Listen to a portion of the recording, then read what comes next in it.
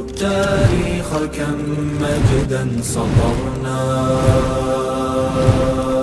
على صفحاته وبه تغنى. الحمد لله کدسی یو سمینار کی و در اوائل جا دارد که از نهاد تحقیقات ما ركعنا در اوائل جا دارد که از نهاد تحقیقاتی علمی کلمات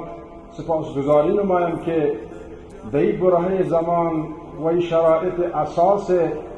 یک کشت ارزشمند را در سمینار اول خود انتخاب کردند که امانا اساتید مکاتب و مربیان مکاتب هست که زیربنای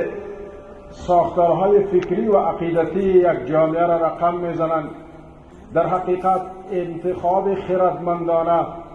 و جانانه بودد که اینها با این انتخابشان واقعا برای ما ثابت ساختند که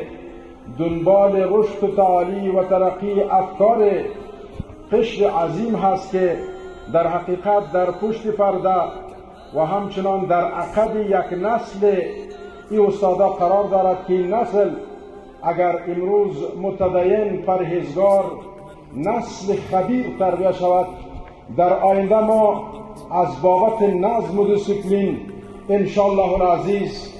ما خطرات دشمن را محسوس کرده و میشناسیم. در حقیقت رهبرای آینده خود را خود ما با دستان خود رقم میزنیم و میسازیم و این رهبران آینده که در مکاتب به عنوان متعلمین امروز در میز تلمذ و شاگردی زانوی تلمذ زدند، در محضر شما استادان از علم و تفکر و تعقل و تدبر و اندیشه های داخلی و فکرهای شما استفاده میکنند. در حقیقت اگر مربیان ما واقعا مربیان که هستند انشاءالله باشند،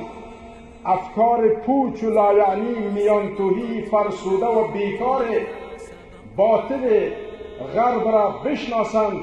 و بعد از او تدابیر لازم را به خاطر شناساندن این افکار پوچ و میانتوهی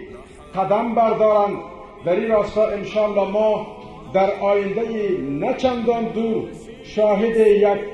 نظام و شاهد یک نسل خواهیم بود که در همه ابعاد مشت کوبنده بر دهان استعمار و استعمارگران خواهد بود.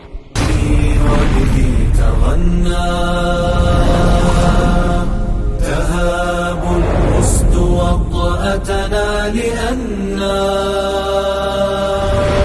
لغير الله كلا ما ركعنا.